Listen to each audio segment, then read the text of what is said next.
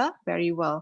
Kalau anda salah interpret, itu adalah salah satu limitations di mana it depends on us untuk kita menganalisa data tu untuk faham data tu. So jadi dia tidak seperti SPSS yang memang clear kalau less than 0.05 maksudnya significant or more than 0.05 tak significant, something like that. Okey, apa yang GIS boleh buat? Okey, GIS boleh identify the locations. Contohnya macam saya katakan tadi, nak tahu universitas di Indonesia. So di manakah ia? UPM dekat mana? UIA dekat mana? So this identify locations.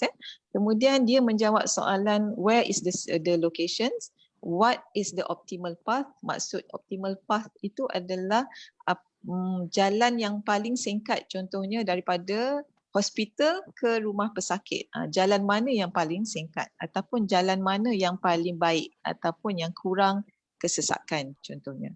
Kemudian GIS juga boleh memberikan kita pattern ataupun dia boleh menjawab soalan apakah hubung kait antara satu faktor dengan faktor yang lain. Contohnya macam denggi, apakah faktor yang mempengaruhi denggi? Salah satunya mungkin rainfall pattern ataupun taburan hujan. Jadi bila kita buat mapping, kita boleh tengok kepada taburan hujan dan juga denggi. Nanti kita akan tunjukkan contoh sekejap lagi.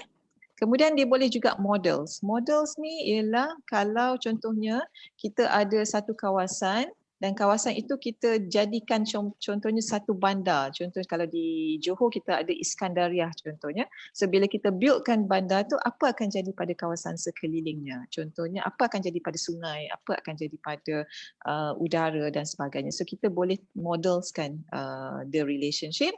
Dan satu lagi ialah the trend. Contohnya kita boleh tengoklah keadaan semasa penyakit ataupun keadaan semasa perubahan water quality from tahun ke tahun, contohnya dari tahun dulu 70-an kepada sekarang tahun 2020 for example.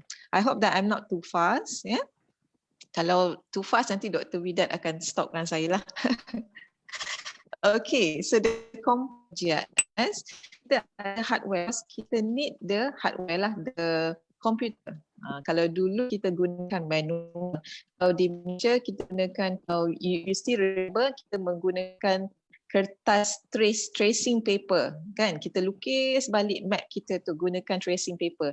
Tracing paper ni pada mereka generasi baru ni mungkin kalau you all biasa baking cake, bila kita biasa bakar kek tu kan, paper yang kita guna untuk lapikkan kek kita pada tray tu kita panggil tracing paper lah, kita gunakan paper tu kalau dulu-dulu.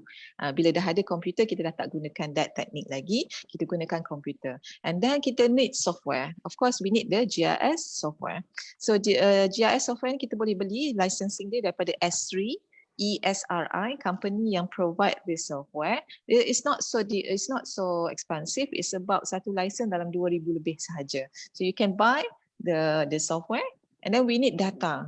Data can be dalam bentuk hard copy ataupun you boleh collect your own data dan sebagainya. Kejap lagi kita tengok.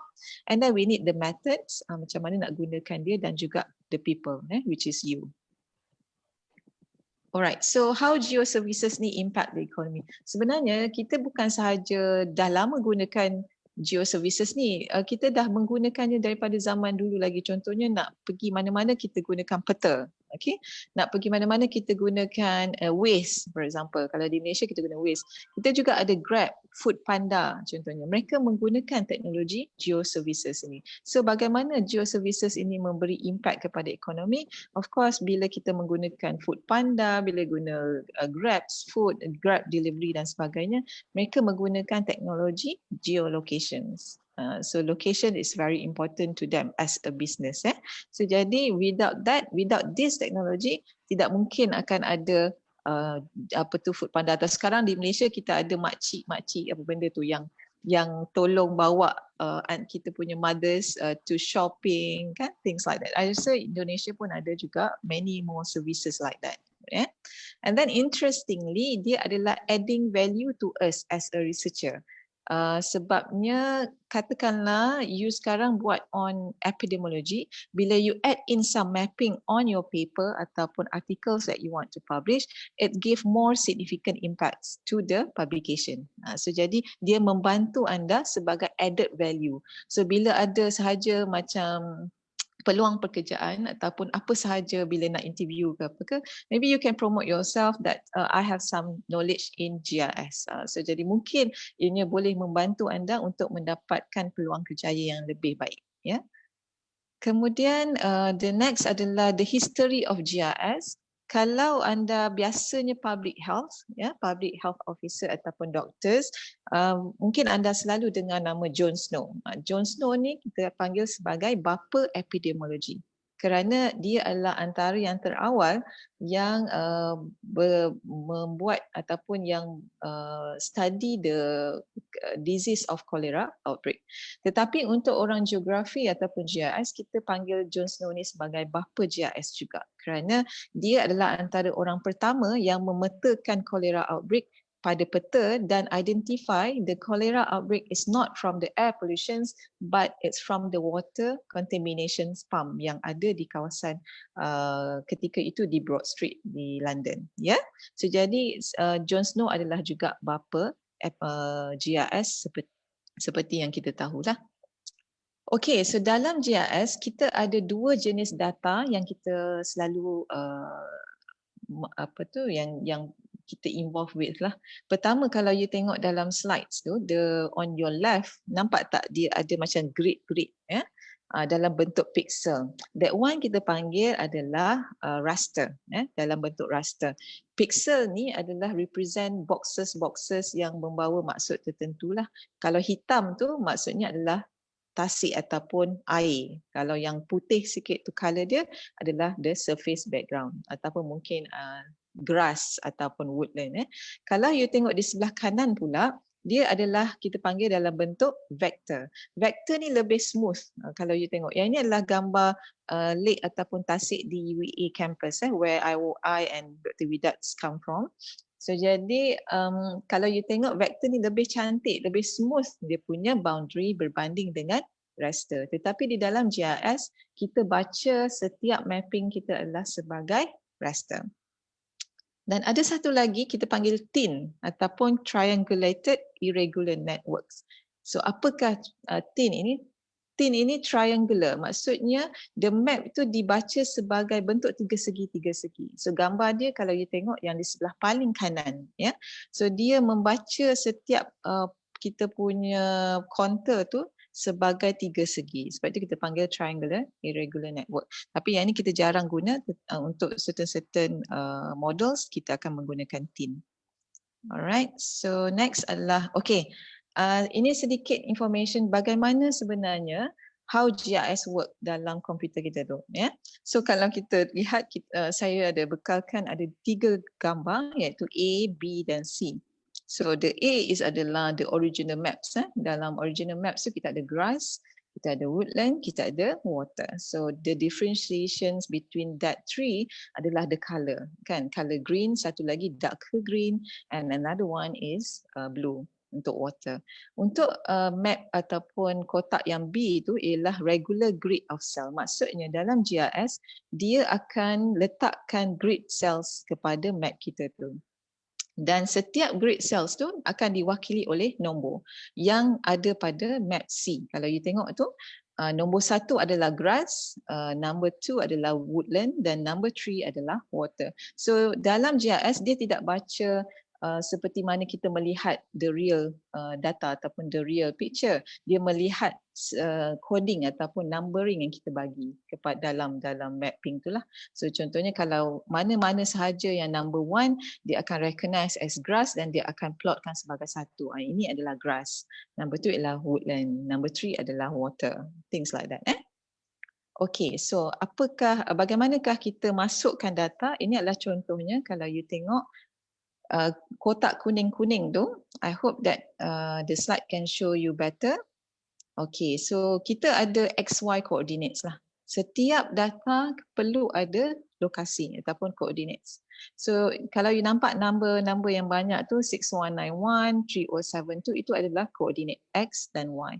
So dia akan plotkan dalam GIS sebagai polygon dan dalam polygon tu yang ini adalah table tu dia akan baca shapes number 1 ialah polygon dan type dia adalah woodland dan coding yang diberikan adalah number 2 for example.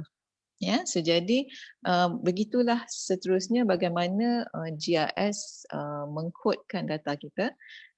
Dia ada FID tu adalah features ID lah. Maksudnya setiap yang dikodingkan tu ataupun setiap yang dilukiskan tu adalah direpresentkan by features ID. Okay, so what is geographical coordinate system? Basically, I think everyone pernah dengar latitude dan longitude. So jadi ini adalah coordinate system. Dia ada pelbagai versi yang kita gunakan.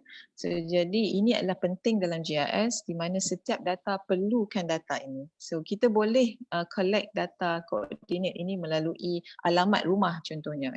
If you have alamat or address, then you can just geocode. You can get the information XY by just geocoding them through online melalui Google Chrome ataupun Google Earth dan sebagainya. So kita ada, nanti kita akan provide more videos on how you want to geocode ataupun mendapatkan koordinat XY hanya berdasarkan alamat.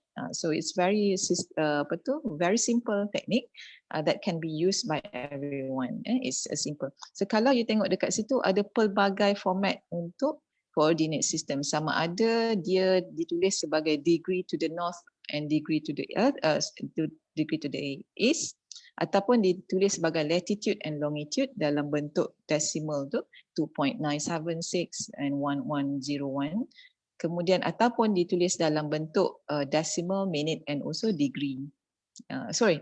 Degree, minutes and second, yang last kali yang X tu. So jadi dia akan ada pelbagai format.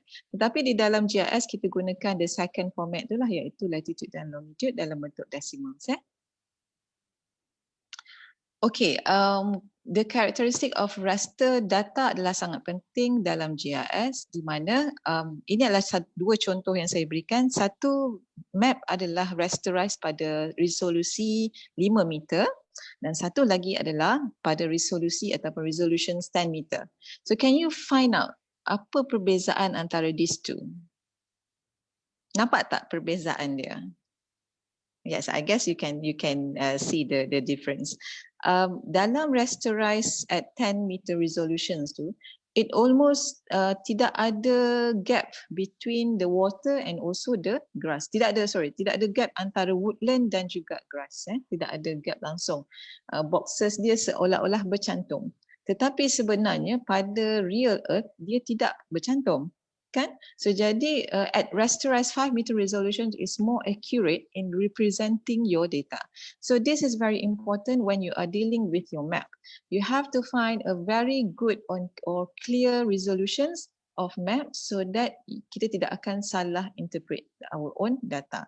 Jika kita menggunakan resolusi yang salah, kemungkinan besar akan ada masalah bila kita modelkan nanti. Contohnya macam ni lah, tidak ada gap langsung antara woodland dan grass, padahal sepatutnya ada gap untuk water tu tadi. Okay, so jadi this ini adalah salah satu limitasi dalam GIS dan kita perlu mengambil tahu tentang resolusi map kita lah.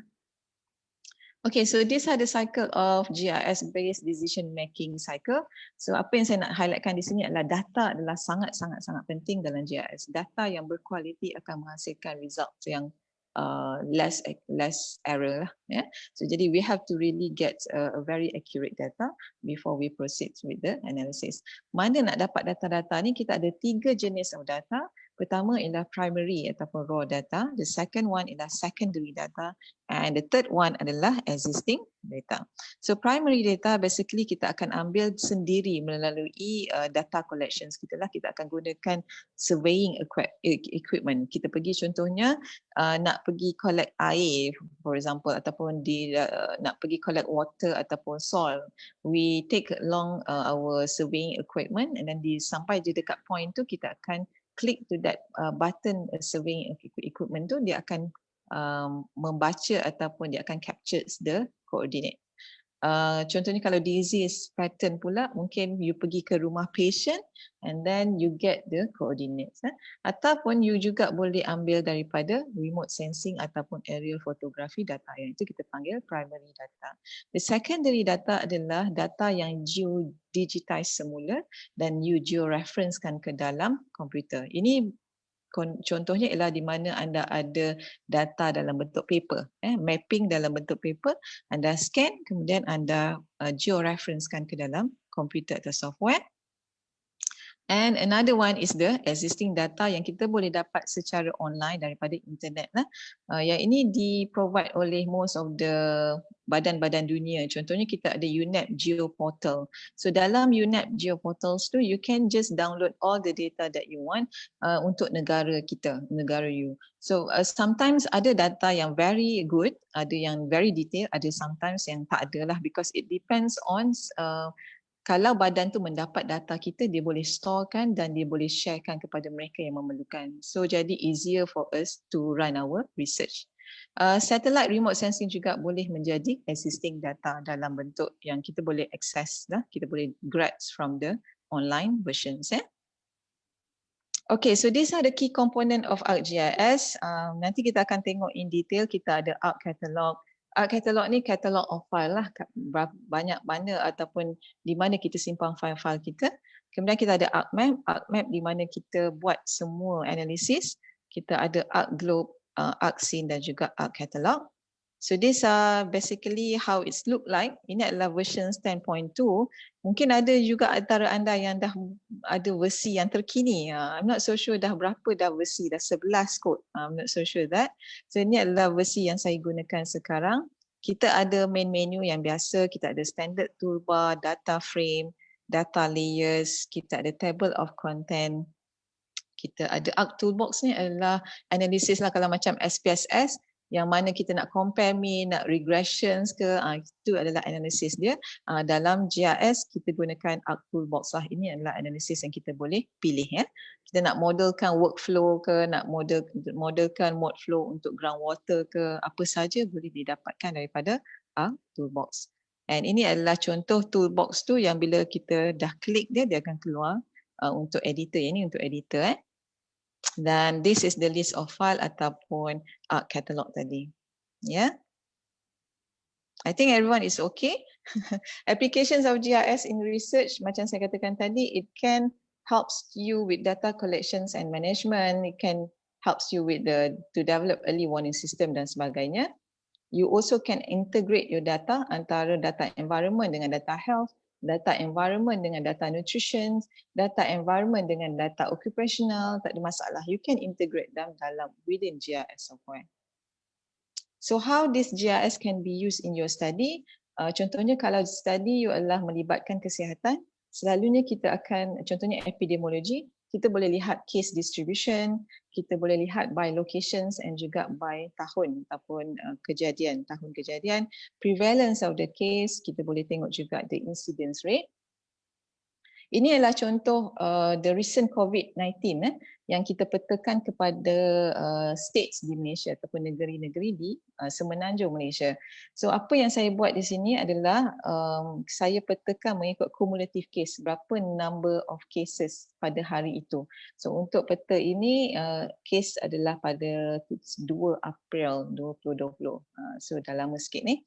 So jadi kita petakan dia kepada setiap negeri dan lihat bagaimana the distribution pattern berdasarkan color density. So yang the left one tu adalah color dia berbeza dengan the right one.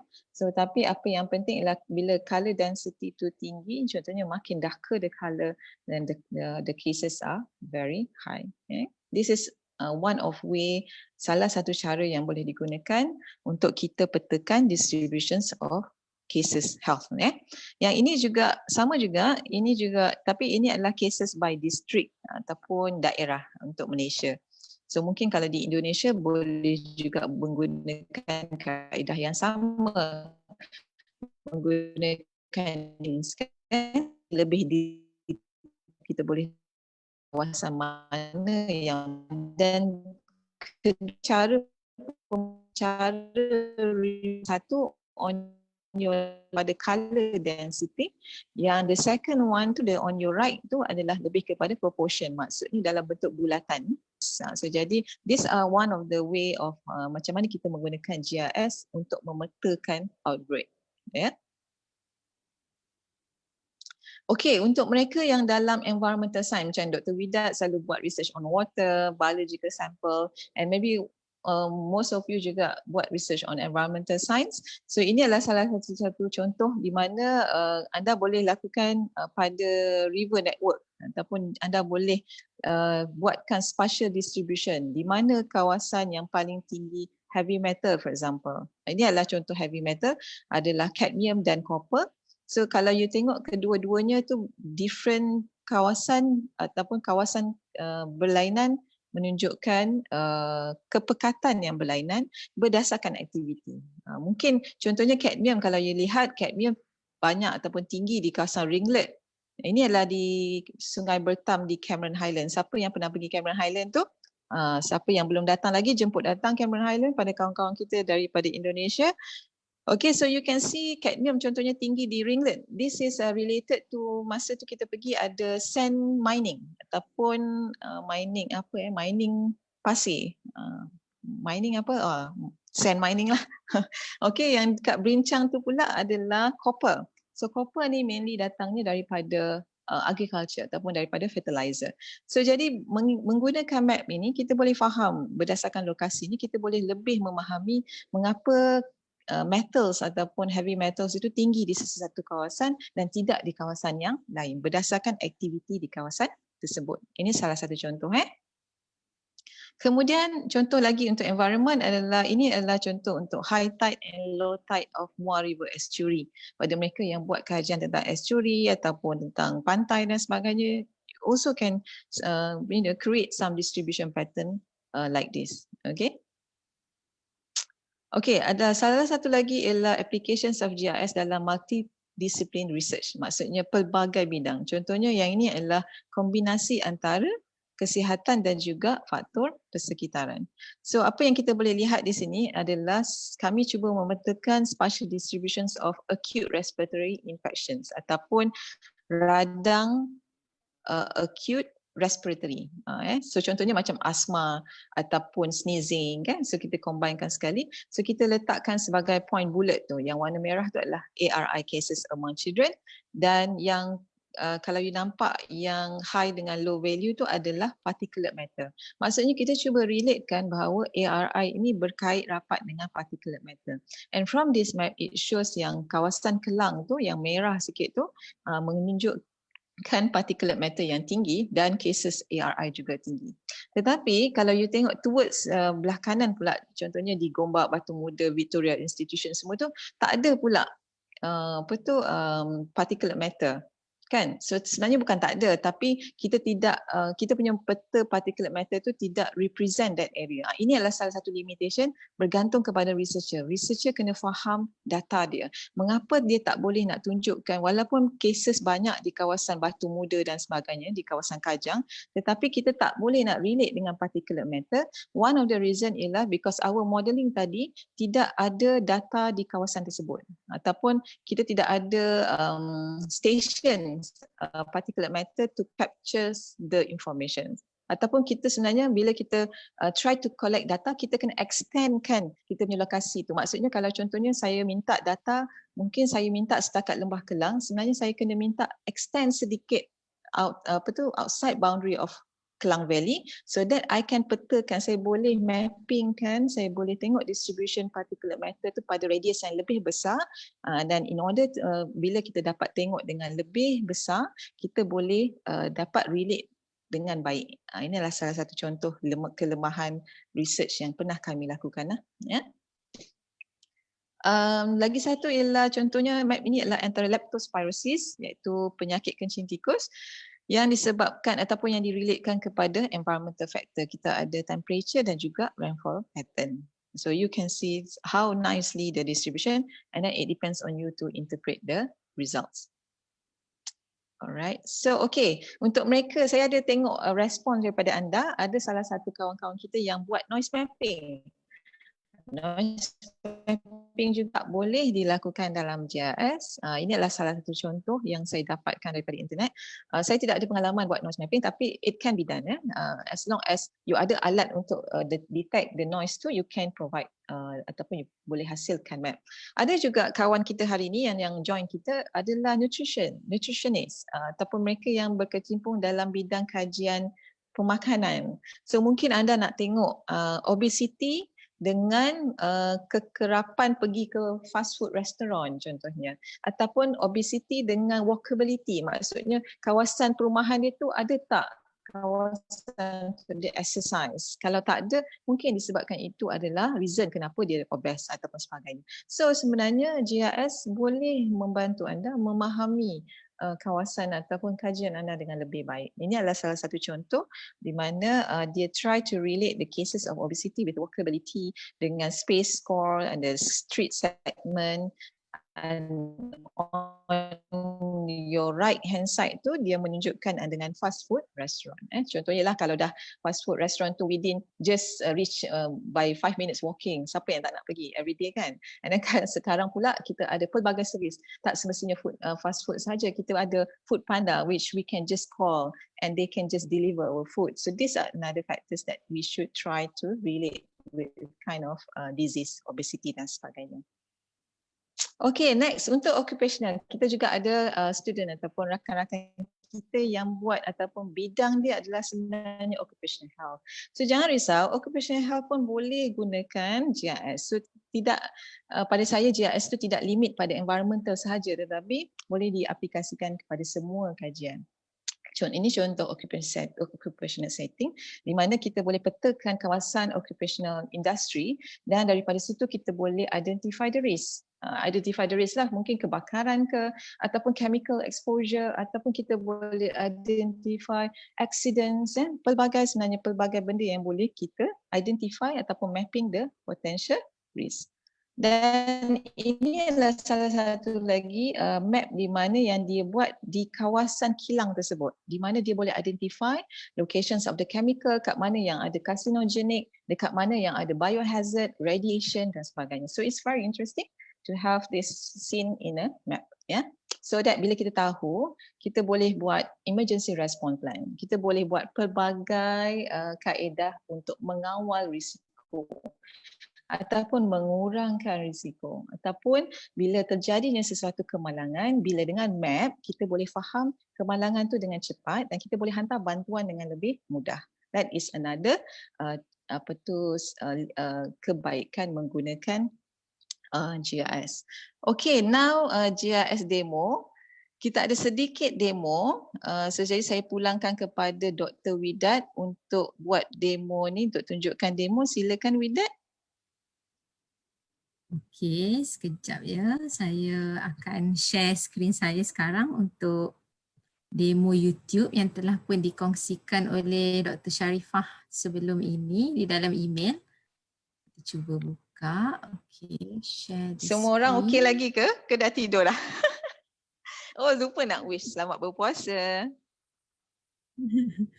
Okey, sekejap ya. Mana YouTube saya?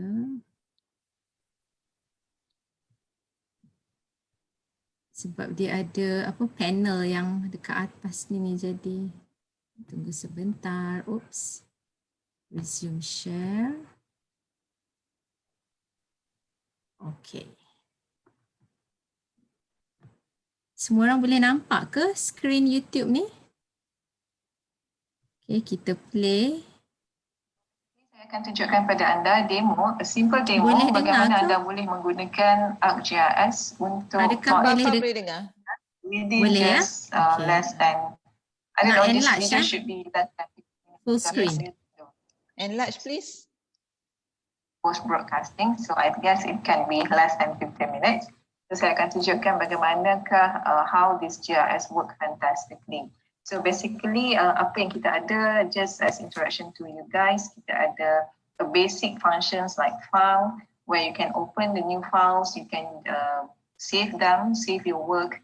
You also can export the maps to be JPEGs, to be pictures so that you can insert in your text ataupun thesis these are all the works, the current code that you have. You also can edit the files. Kita ada selection, geoprocessing dan sebagainya. So button yang paling penting dalam GIS adalah helps button. If you have stuck with anything, you can just ask GIS ataupun you can just Google the answer dekat Google. You can just key in the problems and it will provide you the answer. And then these are the functions of hand ataupun pen di mana you can just move your maps nanti. And then the most important thing ialah kita kena perlukan ada art catalogs. Di mana dalam art catalogs ni adalah all the files that yang tersimpan yang memudahkan kita untuk digunakan, dan kita ada art toolbar ataupun art toolbox. So art toolbox ni adalah basically analyze ataupun function yang membolehkan kita analyze the map.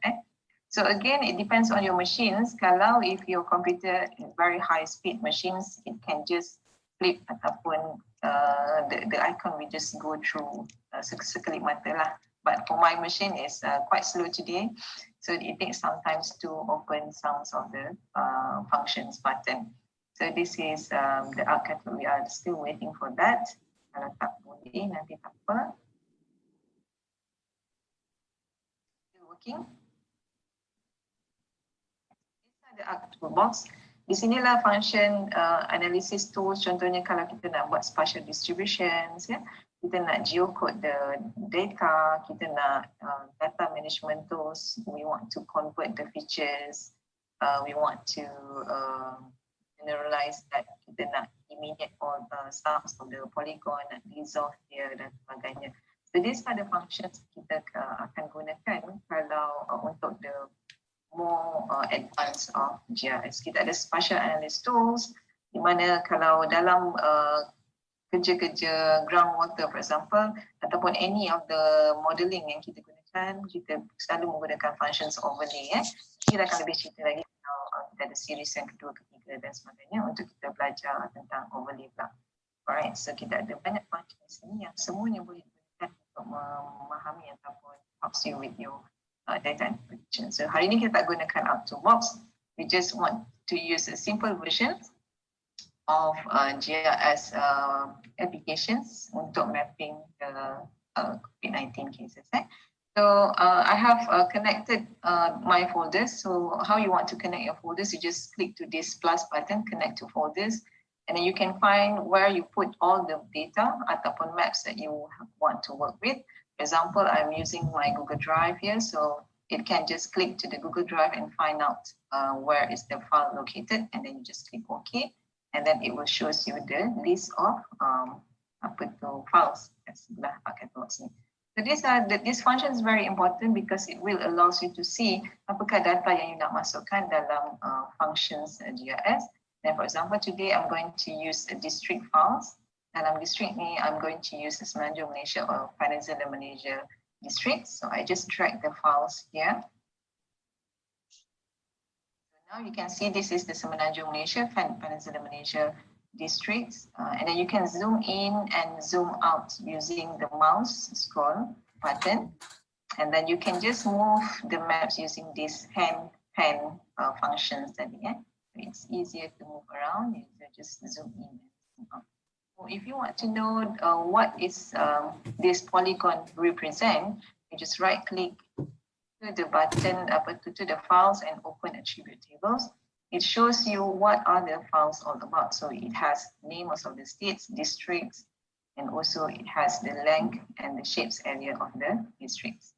Okay. So jadi this depends on data yang kita ada. So dia juga akan calculate the areas depends on the informations that you have within your maps. Okay. All right. So you can choose to change the colors of the map. For example, I want it to be in the likes of yellow. Yeah, and you can just choose that color. You can play around with the color, and even you can just label the file, label the data. Contohnya saya nak dia label by this. Okay, for example, this one labels.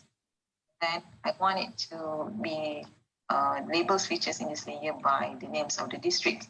You can also choose any other data lah. For example, by the states ataupun object ID. Tak ada masalah. And then you can also adjust the size of the font size of the district's names tadi to a bigger size if you want. And then you can just choose other font types as well. All right, so the default one is Arial and 8 in size, then apply and then click OK. Then it shows that the names has been appeared on the map. So basically contohnya ini kita ada Gua Mesar, Guru Terengganu, Nipis dan sebagainya. Okay. Alright, so now kita nak relatekan the files dan file COVID. So the file COVID tidak ada di dalam map ni. Open attribute table tidak ada kan. There are no maps yet. Tidak ada data lagi. So how you want to connect it is you have to collect the data and then put it in the Excel file. So these are the work that I've done before. I have collected all the information about the number of cases of COVID by days in all districts in Malaysia. Then I put it in the Excel file. So Excel file yang boleh dibaca adalah dalam bentuk 97 Excel file. Kalau you gunakan the latest Excel file, dia tak boleh baca. So basically this is one of the limitations. So you just have to save it sebagai Excel file 1997 to 2003 and onwards. Tidak boleh yang tertentu. These are all the data, number of cases by districts. Okay, and then I have calculated population density, the case number by the MCO. MCO is the movement per order. Ada tiga perintah kawalan pergerakan 3 kali setiap 2 minggu. So jadi kita I divided the case by this MCO, MCO1, and then incident rate I calculated down by districts, and then I have these incident rates for MCO2 and also MCO3. So I want to connect this file to my map. So you just tutup dia dulu. Kalau tak tutup, dia tak boleh nak connecting. So what you have to do, right click and then you just click join and relate. And then you join the files. Tapi saya nak join this, saya nak dia baca district and join them with the districts. And then I have to find the Excel file back. So mana Excel file tu disimpan. Basically saya telah pun connect. Again you have to connect the folders, for example, and then you find out dekat mana you simpan balik the data, dan ini adalah data Excel file yang telah saya simpan tadi. Alright, so and then this is incident rates yang I want to use. And again saya nak dia based on the district, and then keep only matching records untuk elakkan cluttering of data, and then just click OK. And then tak ada apa-apa perubahan, betul? So but the magic happens when you click on the open attribute table and you saw all the data is already in the table. So kita ada MCO case 1, IR1, IR2, incident rate 3. So di sini ada some error which is MCO2 tidak ada case. This basically because maybe ada errors when you exchange ataupun transform the map tadi. So you can just click ataupun letakkan the data kemudian, ataupun you just do it again. Alright. So I want the map to represent the number of cases of the COVID tadi. You just click the symbology and go by the quantities. And I want it to be the values of MCO case 1. By the case, you can just click apa saja data yang ada. For example, I want MCO1 case. And then I want it to be the group classifications 5. You can just choose, maybe you want 6 or 7, tak ada masalah. And then you can use the method, different method. For example, kita selalu guna natural bricks lah. Natural bricks ni nanti kita akan cerita kenapa guna natural bricks. Alright, the formats of level, kalau cases tak perlulah decimal point, right? So we just go by the numbers. Yeah. You can also change the numbers tu di sini. Berapa kalau you tak nak? Kalau odd numbers macam ni kan, 37, 63, you lebih suka macam 100, 150. You can just click. You can just edit these numbers. Click OK, and then click apply, and then click OK, and then you can just saw the map by the distributions of the cases. Kalau di sini kita nampak a very high cases, a very dark color between 142 to 455 in MCO1 adalah di Kuala Lumpur, Petaling dan Hulu Langat. So easier for a classification. And for example, kalau terlalu cluttering dengan terlalu rimas dengan number of districts ni, you can just undo the classifications. So you just double click, go back to the labels, and then you just click this one, no need to the label, apply, and then click OK again. So you can see here adalah map yang telah betul representkan kepada number of keys. Yeah, as simple as that. Colors, the pink color ni basically adalah area dengan case yang rendah. So how you want to export this to be JPEG ataupun PNG, you just click to this layout view. In this layout view, it shows the maps dalam bentuk macam mana kita nak simpan dia. Okay, this is just nice. Okay, katakanlah you nak dia lebih to the frame, you just double click balik kepada data view and then you just zoom in and zoom out. Yeah. Okay. And then this is just nice. So I can just insert the title of the maps. So for example, this is the COVID-19 cases during MCO1. Then just click there.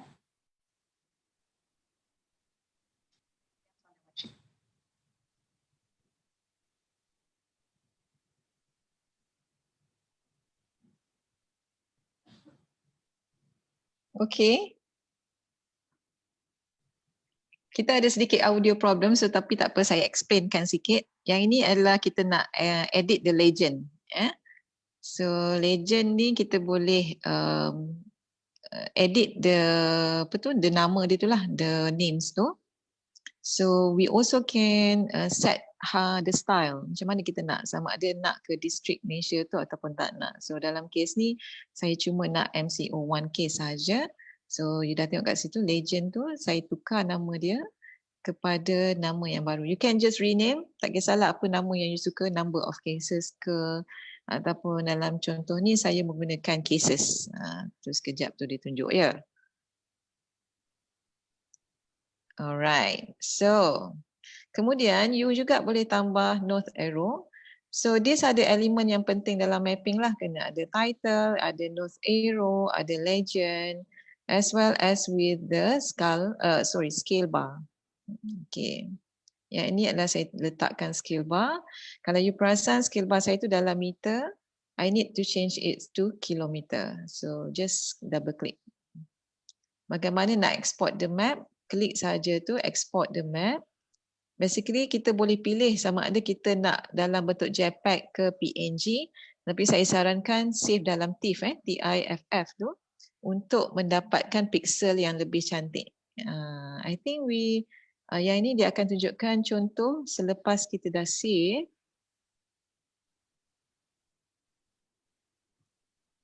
Sekejap. Okay, alright. So this is how it's look like. Okay, so dalam sekelip mata anda dah ada map COVID lah. Alright, okay with that. Okay. Okay, so now can I get back to my slide? Untuk sikit je lagi, kita dah nak habis dah. Okay, I will stop sharing. Okay. Alright. I hope participant is still okay. Jangan tidur sikit lagi. Someone is alright. So, Dr. Sharifah, we will Okay. Allowing what?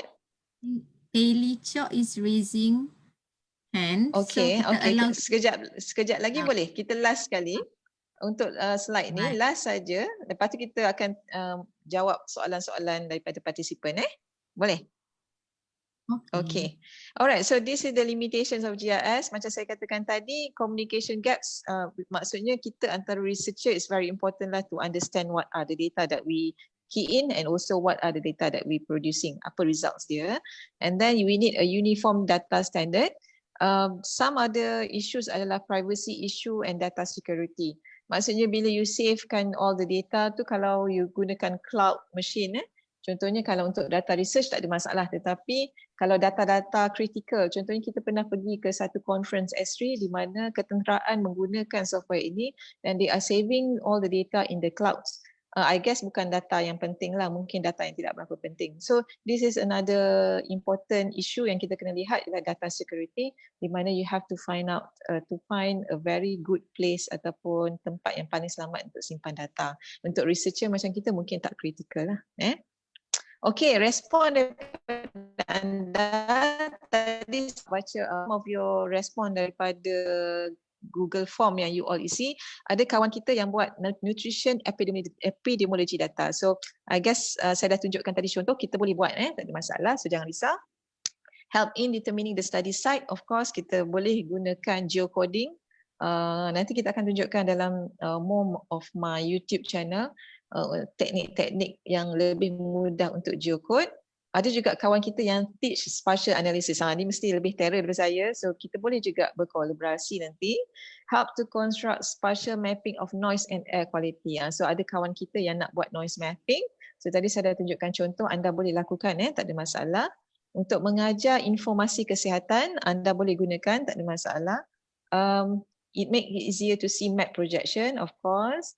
Ada juga kawan kita yang buatkan research untuk membantu memecahkan masalah berkaitan dengan kekacauan teritorial. Ini adalah mungkin kawan kita daripada Indonesia. Anda boleh lakukannya, tak ada masalah. Distribution of disease, of course saya dah tunjukkan tadi, salah satu contohnya adalah COVID. To analyze, of course you can analyze your data. Mempermudahkan sistem dalam kesihatan, betul. It can be done in research, can be used in research, it's very useful in research, betul. Membantu dalam pengelolaan data yang informasinya spatial, betul, it can be done.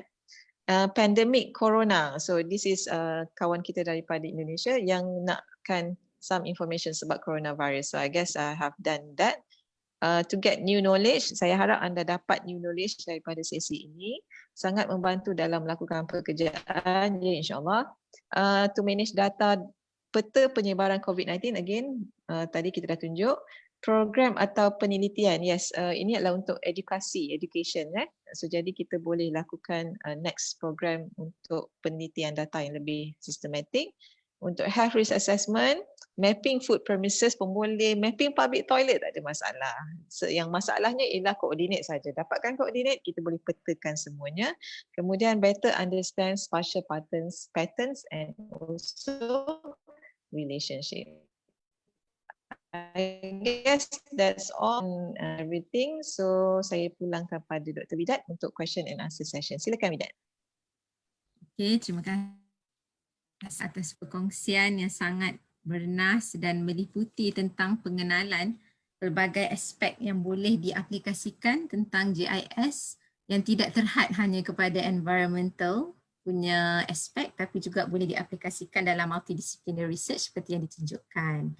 Jadi seperti yang telah dimaklumkan awal-awal, jika ada sebarang persoalan bolehlah ditulis di laman chat. Saya akan cuba bacakan. Ataupun para peserta boleh juga bertanya terus kepada Dr. Sharifah. Okey, jika kita lihat di sini ya, Hailey Chok telah raise hand. Mungkin saya akan allow to talk untuk Hailey. Okey. Alright. Silakan. Boleh unmute ya. Hello, Doktor. Hai, Hailey Chok. Doktor, saya nak tanya, adakah remote sensing salah sebahagian daripada GIS? Apa relationship between remote sensing dengan GIS? Okay, alright. So Hailey Chok bertanya tentang remote sensing, apa kaitannya dengan GIS? Adakah dia GIS? It's a good question.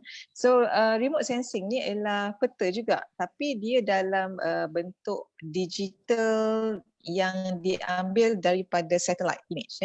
So jadi dia adalah lebih kepada berdasarkan kepada kalau remote sensing ni ialah berdasarkan reflections of radiation daripada surface, daripada our earth surface to the satellite tadi.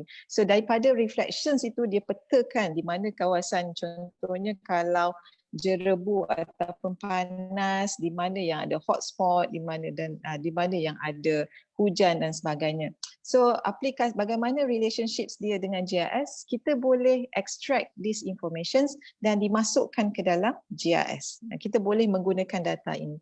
Contohnya yang selalu kita gunakan ialah digital elevation models ataupun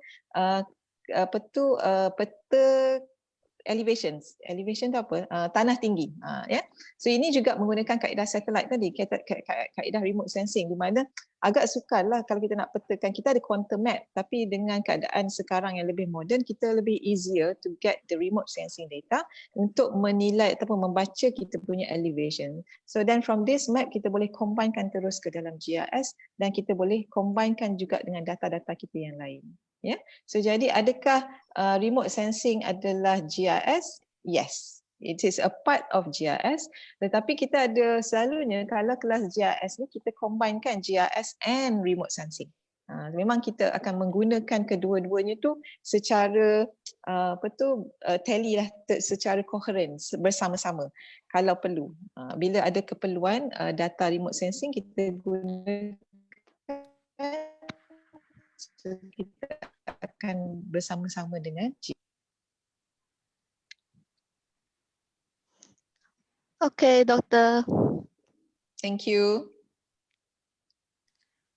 Okey, untuk soalan seterusnya jika ada daripada peserta di dalam aplikasi Zoom, boleh raise hand ataupun kawan-kawan kita kawan-kawan kita di Indonesia terlambat sedikit, tapi tak apa, jangan risau untuk kawan-kawan kita di Indonesia. Kita ada record the session, you can just listen to it and also kita boleh bagi nanti linknya kemudian. So jangan risau, jangan nangis. Okay, kita ada satu soalan kot. Siti Fazlina. Hi, hello doctor, would you need any special credential or training to operate the GIS? Would you need any special credential or training to operate it? Okay, sebenarnya kan, to be honest lah, sebenarnya saya pun dulu adalah buta GIS. I never had a formal education on GIS. Saya hanya touch GIS ni semasa PhD saja dan tidak ada kelas, masa saya tak pergi kelas. I just read from the books, I just learn by myself. Masa tu YouTube pun tak ada banyak lagi bantuan-bantuan dari YouTube. So I learn by the help button dan sebagainya. So sebenarnya tidak ada. Kalau you tanya I special credentials ataupun training tu, it's up to us. Kalau if you need further training untuk education kita sendiri, kalau perlu boleh pergi training. You boleh pergi training dengan S3 Malaysia if you want. You also can get, kalau di UPM kita pun ada banyak di Fakulti Engineering yang buat training-training GIS. Kalau di Fakulti Perubatan saya, kalau di Fakulti Alam Sekitar ada Dr. Zulfa. So boleh dapatkan training. Tetapi kalau setakat untuk basic saja, contohnya macam nak buat distribution pattern yang bukan advanced GIS, saya rasa boleh saja belajar sendiri, tak ada masalah. It's a simple, cuma ni nak kena fokus lah. Apa-apa pun dia kena fokus dan belajar tu secara real, secara sendiri. Kalau tak ada requirement tertentu, tak ada masalah. Sebab saya, if I can, you all lagi better daripada saya, insyaAllah. So I hope that I answer your question, Siti Fazlina.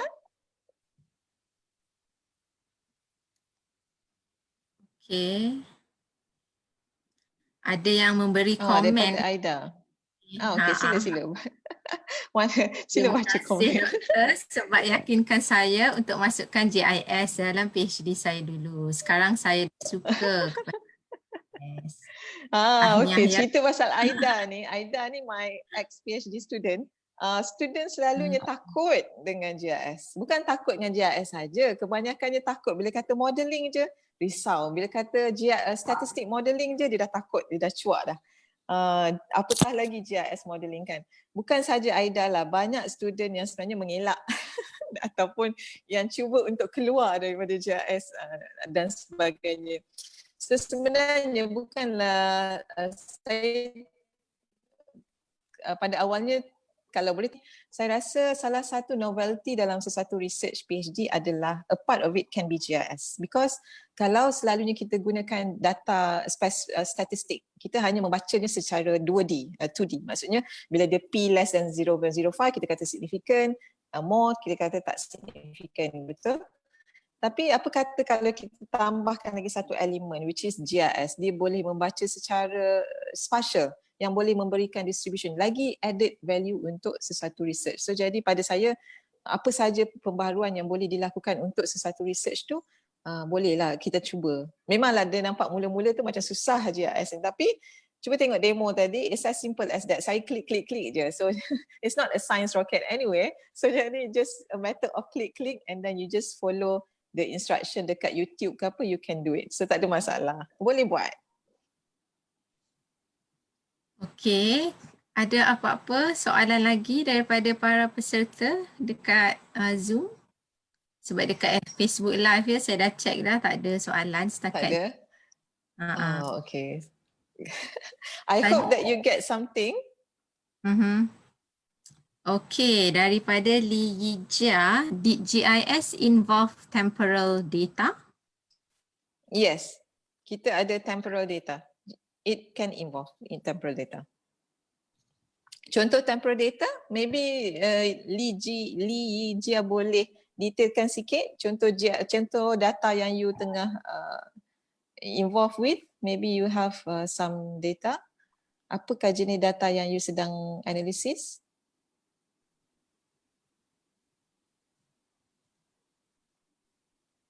Oh, dia tak ada idea. I have no idea with that. Yes, Okay. temporal kita ada temporal data. Kalau contohnya lah kita ada spatial data tu, kita ada lokasi dan sebagainya. Temporal data ni can be like a theme. Contohnya kita ada temperature, kita ada rainfall kan.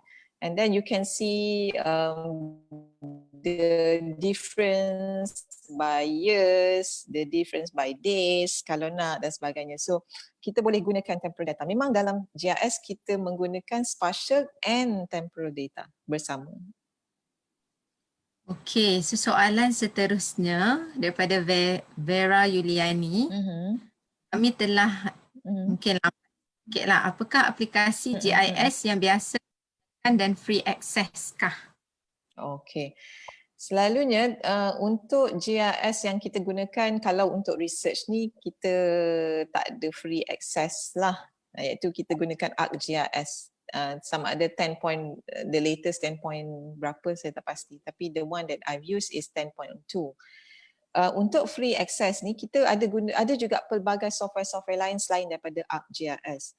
Dia ada pelbagai software yang online versions yang kita boleh Google dan dapatkan secara online. Cumanya dia ada limitasi lah. Maksudnya mungkin software itu tidak boleh analyze the data, dia hanya boleh mapping saja. Dia boleh tengok sahaja mungkin. So jadi kalau untuk analisis research, kita memang menggunakan jilih. So ada juga software-software yang lain yang kita boleh beli secara online melalui S3 juga, S3 website, ataupun boleh juga pakai ataupun gunakan yang free version untuk 30 hari contohnya. And then tengok kalau satu kita rasa suka. Answer your question, Vera.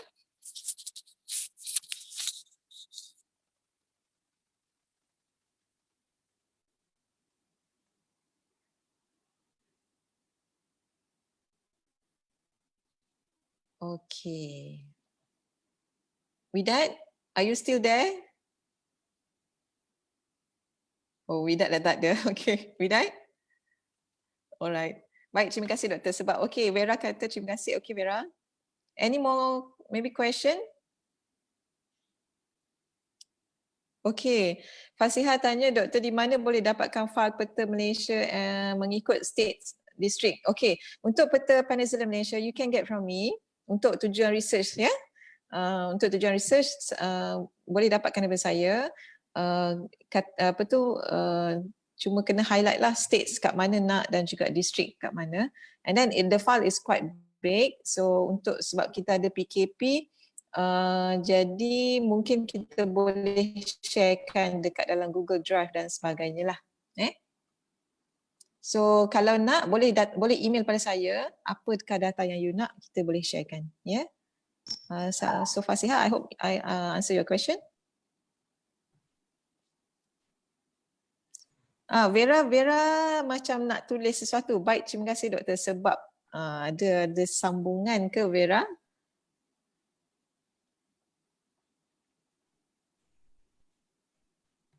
Okey, ada satu kawan kita tanya, Ara Tamara, is QGIS effective in making COVID-19 distribution maps? Yes, it can be done. Boleh menggunakan QGIS. Cumanya featuresnya berlainan daripada apa yang saya tunjukkan dalam map saya tadilah.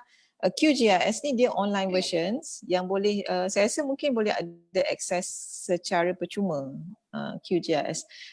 Tetapi dia punya features tu berbeza sedikit lah. Dia lebih cantik if I'm not mistaken, QGIS. Yes, in order to answer your question, Tamara, yes, it can map the COVID-19 distributions. Effectively tu, it depends on apa sebenarnya yang you nak lah. Kalau you want just to see distributions, maybe it can help to, maybe it's effective enough.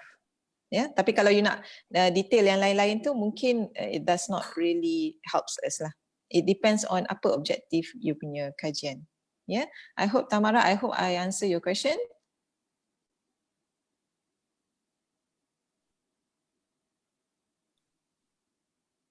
Okay, ada apa-apa soalan lagi daripada para peserta?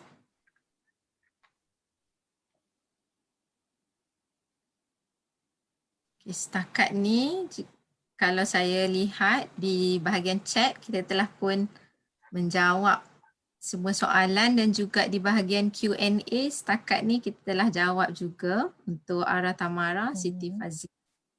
Dan untuk Iqbal, ya, video ni juga ada di Facebook Live Syifa Alia, Facebook Live Dr. Sharifah. Jadinya boleh untuk ditonton semula lah. Kalau di Facebook Live, boleh untuk save juga video tu sebenarnya daripada Facebook Live. Okey, jika tak ada apa-apa soalan, mungkin kita boleh tamatkan ke, Dr. Syarif? Okay. Alright, so before kita tamatkan, kita nak ambil gambar ke Widat? Ke boleh semua orang onkan video? Boleh, sekejap kita tengok. Ambil gambar satu kenangan sebelum raya. Sekejap untuk participate. Thank you everyone for your participation. Kita mungkin akan boleh buat lagi the next sessions. Kita boleh share lagi lepas ni. We will invite you as usual, and I hope that we are so sorry about the time. Mungkin saya yang tak bagi tahu in detail time tu, so jadi kawan-kawan Indonesia kita lambat sedikit. In future maybe we can try to solve the problems. Okey, untuk attendees peserta boleh ke on video masing-masing untuk kita ambil gambar ataupun tak boleh? Tinggal. Widat punya gambar pun tak ada. Okey, tak apalah kalau macam tak apa. Semua orang kena start video rasanya. Ya ke?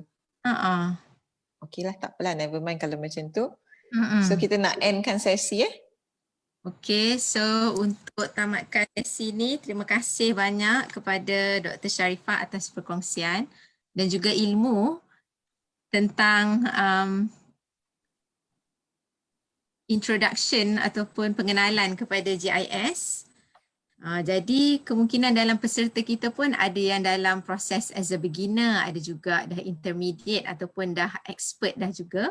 So bolehlah untuk beginners tu harapnya dapatlah tips-tips dan pointers daripada presentation tadi dan juga demo.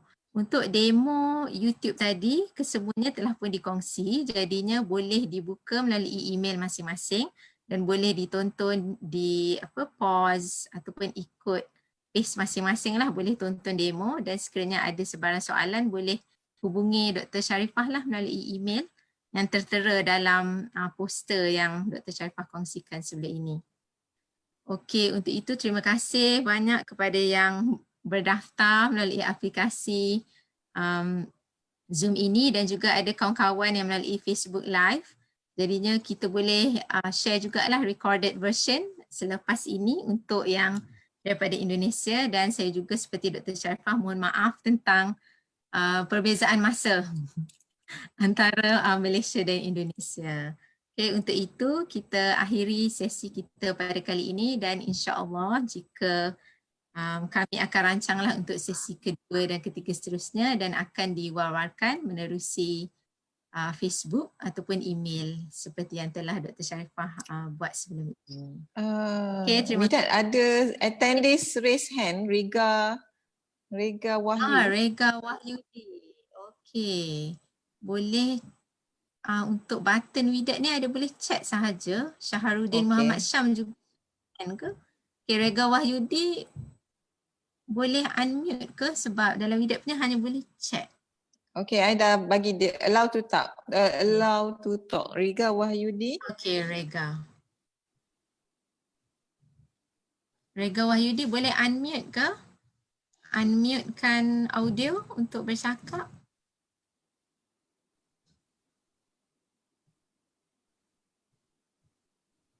Tak boleh ke?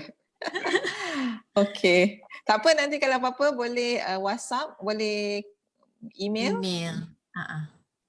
Atas apa-apa soalan lah yang ada ya.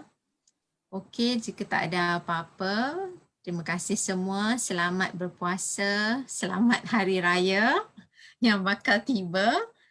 Jadi kita tamatkanlah sesi kita pada hari ini. Alright. Okay, terima kasih. Assalamualaikum.